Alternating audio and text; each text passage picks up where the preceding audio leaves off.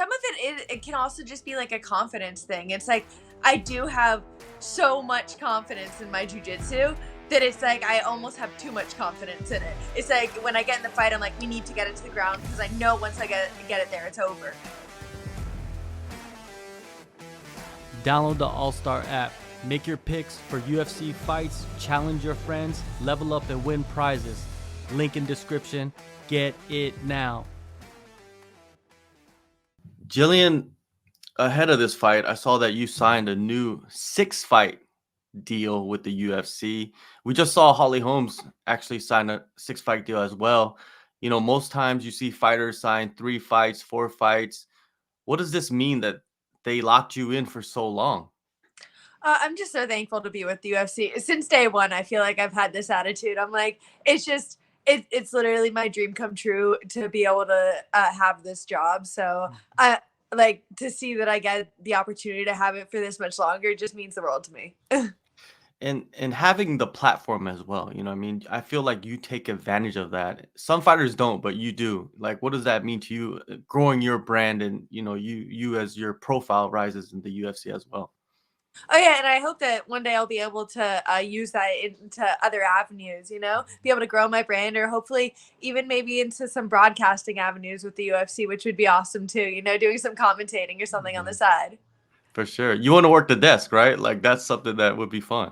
Oh yeah, it's like I don't think I could ever get away from the sport. Mhm. So I want something where it's like I can still be in the sport without getting punched in the face for the rest of my life. You know? Yeah, for sure. For sure. UFC Kansas City, that's the next spot for you. Piera Rodriguez, she's an undefeated prospect in the division. Thoughts on the matchup and her fighting style? I think she's definitely a tough girl. Obviously, she's undefeated for a reason. She, I don't think she's really necessarily been tested in the UFC, or she hasn't been tested in her career at all by anybody who's really like I don't know, a grappler of my capability. I feel like she's fought a lot of strikers in the UFC. She fought Hansen, who's a little bit more of a grappler, but I just feel like once I get on the ground with her, it's going to be a completely different world, and she's just going to be drowning.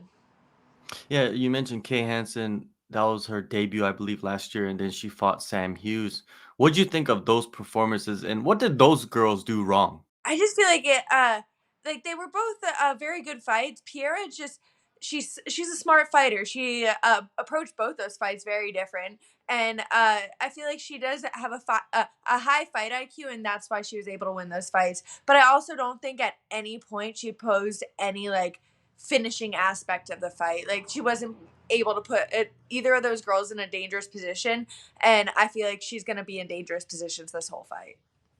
Yeah, you make a great point about her. She's pretty cautious, let's say, in her approach, and that allowed her to win those fights, right? Like you don't really see that in young prospects that enter the UFC. Sometimes, you know, they get kind of gun ho, you know, in a way, and then they attack too much, and because they get really hyped because they are in the UFC.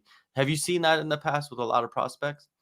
Oh yeah, 100%. Obviously, I feel like the UFC has given me every prospect that there is. I'm like, I fought Macy Barber, Miranda Maverick, and every girl that was like the young up and comer they were given to me, and all those girls are coming at you hard. But I feel like Piera is she's a little bit older. She's still I feel like a prospect because she doesn't have a lot of time. A lot of fights in the UFC, but she's I believe 28 or 29. I know she's a little bit older than me though. I know that. So she doesn't really have that young, I guess, fight. I don't that different the immaturity in fighting, but also like that aggressiveness that like Macy had whenever she was 21 when we fought or something. You know, they're coming at you hard because they're young and they want to fight. But Pierre's taking that smarter approach, that higher fight IQ approach, and it's definitely something you have to admire, and it's definitely why she is undefeated at this point. Your last performance, a savage submission over Maria Agapova. Could you explain like what she did wrong? Because it seemed like she just didn't defend and she just tried to fight with her like neck muscles or something. I don't know. It was very odd. I feel like, honestly, like, and I see this in a lot of her fights specifically, and I expected this going in, is that she has one hard round in her. I'm like, I knew going into that fight that she was going to make my first round hell, that she was going to come at me and give me everything and try to kill me. And that's what she did. She threw like 70 elbows to my head, I think.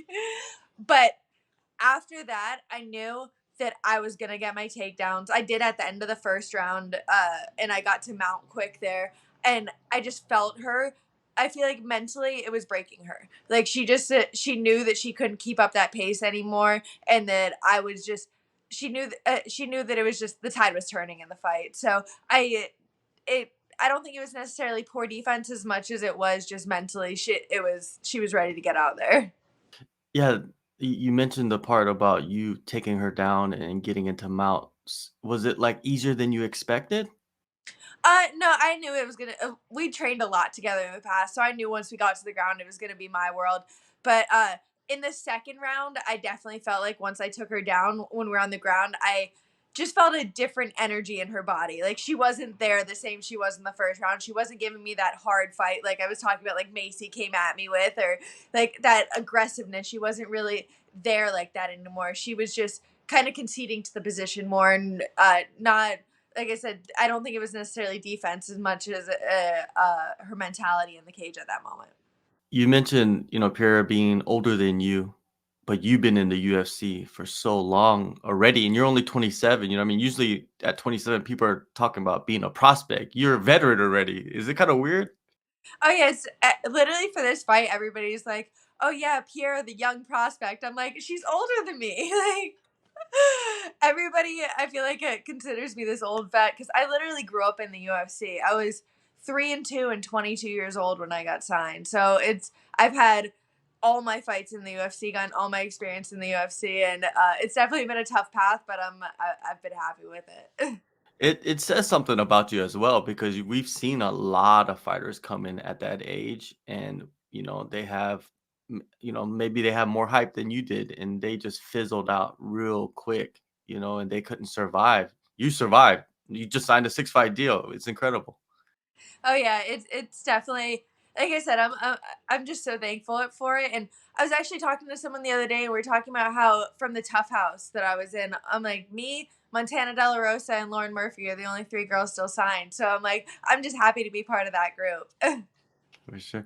And it's a new weight class for you, straw weight. Is that something that you've been thinking about, or is it something that was a recent decision? It's definitely something that's been, I guess, in the back of my mind for a couple years. Um, for the last 4 or 5 fights, I've been walking anywhere from like I'd say 132 ish, and then like fight week I get down to 128, just dieting light, and then it was an easy. I don't even think I sweated all for my last cut. Like I've just been having an easy time make 125. I just I don't know. It's been a debate in my I I wasn't really sure if I wanted to make the cut and just like I don't know how I will feel making this cut either, and I'm 100% willing to go back to 125 if I don't feel good making this cut, if I don't feel good when I walk in the cage.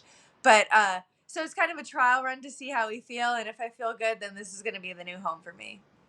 For real. And what are the changes you've made throughout the camp that is going to make it easier to make the cut? I've just added doing cardio multiple days a week, and then literally my diet is just by the book strict. Like I can't do anything off of it, and I haven't had anything good in about 10 weeks now. So anything that I want to eat. It's like it's so frustrating because even things that I like usually don't like, just because I can't have them now. I want them. Yeah, for sure. But the cardio, like what type of cardio are you doing? Usually just after a sparring session. So it's either after a hard sparring or a hard grappling day. I do 30 minutes just light cardio, either a run or on the bike. Just kind of keep my heart rate going and keep me moving for another half an hour. Are you like logging your weight every day just to keep yourself cautious of like what's going on? Yes and no. I feel like I like to do that, but I've also been yelled at by my nutritionist to like take a break, like give myself a little bit mental peace because I've been like obsessive over it. So what have you learned throughout the years of cutting weight, from your years of cutting weight?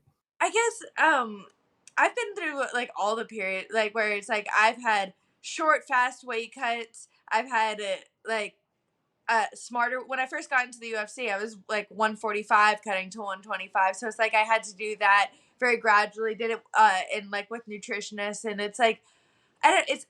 It's definitely a process, and it's definitely something you. It helps if you have somebody there more than anything else. It helps to have somebody who knows what they're doing, and I like the difference that you feel whenever you're doing it like by yourself by like using I feel like it's old like wrestling like folk tales almost that you learn to cut weight with when you're young, and then it's like now I'm working with a nutritionist, see how professional it is and see how different you do feel when you walk into the cage. I think a lot of people, like just regular people, they have to understand that, everybody's trying to do a new fad or a diet, and to stick to that is the hardest thing. And I always tell them like weight cutting is like that times 1,000. Oh yeah, no, it's like I feel like it's almost easier because I have a goal, because I have an end date. So it's like I have 100% focused tunnel vision to that date. But after that, it's like, all right, I have no self control. Now I can eat what I want, I can do what I want. But the second I sign a contract, it's like tunnel vision and 100% focus, and we don't veer off that diet. Right. Between fights, you competed again in grappling, something that you do very often, and you took on Rose Namajunas, submitted her in like a minute and something, rear naked choke. Is that something that you've mastered, the rear naked choke? Yeah, I would say it's my specialty. The rear naked choke is, I feel like nobody does it the way I do, and a lot of girls know that it's coming, and I'm still gonna get it. Yeah, that's what you want, right? You want something that they know it's coming, but they Exactly. cannot defend against it. That's like that I guess that's the highest level of martial arts, right? Yeah, that's the goal. I'm like, I think I want to say 5 in the UFC so far. So I'm like, all these girls know I'm going for the choke, but it's still gonna happen. You'll see it again on the April 15th. Do you feel like you'll have a size and strength advantage over a lot of the women at 115? I definitely think it's going to be a lot different than 125. I know, like I said earlier, I trained with Maria Agpova a lot at ATT, and I know coming into camp she'd be like 155. Coming into that camp, I was like 132. So it's just like I know there is like it obviously showed when she was in the cage. She was a lot bigger than me. So I think it's just going to be a little bit more even now. I don't think I'm necessarily going to be a lot bigger than these girls, but I think we are going to be more even. Training camp, I see that, of course you have Dean Thomas and then you have Goat Shed. But who are the coaches at Goat Shed for you? Awesome Zaidi is the coach at Goat Shed. Okay, so you kind of split your time there like 50-50. Is that what's going on? I am full time at Goat Shed, and then Dean comes down there and he'll train with me down there. Usually like 2 or 3 times a week. Him and I get privates together and just work together, and then I have a good group of like 125-pound boys and a good group of amateur girls to work with at Goat Shed. So they keep me busy. Yeah, they're famous for some of those viral videos, right? I love watching those. Oh yeah, they definitely run their Instagram pretty well. They're king of marketing there. We know you're a phenomenal talent on the ground, but becoming like an all-around fighter is the ultimate goal, right? So the development in the striking, like how has it been the last couple of months or even the last year or so? I think everything is always like it's slowly been coming together for me. It's like I've always it always make people are like work on your striking, work on your striking. I'm like don't realize like I've been sick since I was 16. I've been working on my striking. I'm like it's just not my thing. It's never been like my strength, and I'm always working on it, consistently improving. And I feel like I'm getting more and more. I guess diverse and mixing it in with my wrestling, which is making it a lot where it's making it so I can keep up with girls who are better strikers than me. Because now they're scared of the takedown. They're scared. They're always trying to defend, and it leaves their face open for a lot of shots. Yeah, it's something that you see in a lot of fighters where they have kind of a specialty like yourself, like in the grappling or in the wrestling, and then throughout the years they're always working on their striking, and then eventually one fight, like you're like, whoa, where did that come from? But they've been working on it, like you said, since you were 16, and I think we'll see that eventually out of you. You know what I mean? In one of these fights coming up, that the power. You know what I mean? Like they're so worried about the takedown, and then the overhead right comes through. and rocks him. We've seen it, right? The best example is like when Habib rocked Connor in that fight. Remember I that? Oh yeah, and I feel like some of it can also just be like a confidence thing. It's like I do have so much confidence in my jujitsu that it's like I almost have too much confidence in it. It's like when I get in the fight, I'm like, we need to get it to the ground because I know once I get it there, it's over. Where it's like if I just had more confidence in my striking and just played a little bit more, and I guess I had a little bit more fun on my feet in there, then it's just a learning experience. I got to get to that point. I got to just build it a little bit more. Definitely. What are your expectations in this fight coming up? Uh, I definitely, I feel like I say this every fight. I want to really display my ground and pound. I've been working a lot. I guess everything. I've been working a lot of wrestling, a lot of ground and pound, just mixing everything together, being a mixed martial artist. But I really want to display my ground and pound. And then these girls keep falling into my choke. So we know it's going to happen. Is there a part of you that wants to just be in someone's mount or just be in mount and just like throw down elbows and cut them and bruise them and have them go back home like unrecognizable? Is that part of you, or do you not want to do that? When you say it like that, I'm like so vicious. But yes. But yeah, I think it's more of like that's what the crowd wants, and it's like I've really been working on developing, I guess, a lot of hand fighting and creating openings on the ground, so I can land those big punches, I can land those big elbows, and I would love it to be able to get that 50K, be able to get really yeah, it's what the crowd wants, so it's like that's why I'm shooting for it. Are you looking to make a quick turnaround? Because Canada, they're gonna have a pay-per-view in June, and I would think you would be perfect for that. Oh, I would love to more than anything. It honestly, it depends all about this cut. It's how smooth this cut goes, how good I feel, and if I feel like I can turn around and do another weight cut that soon. Would you consider just like going up when it's like the opportunity comes, at flyweight?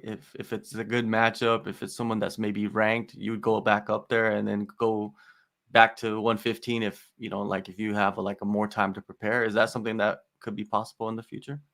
Oh, yeah, it's definitely a debate. I ideally would like to make 115 my home just so because I want to climb the ranks. I want to be top 15, top 10, top 5 eventually. So I would like to be able to just keep on climbing the ranks in 115. But if a short notice opportunity and like especially if it was like an ideal matchup in Canada, there's no way I could say no to that at 125. For sure. April 15th, UFC Fight Night in Kansas City. Go in the descriptions, download the AllStar app. Thank you, Jillian, for the time, and all the best in the fight and the weight cut. Stay healthy, and we'll see you in that cage. It's gonna be exciting. All right, thank you so much.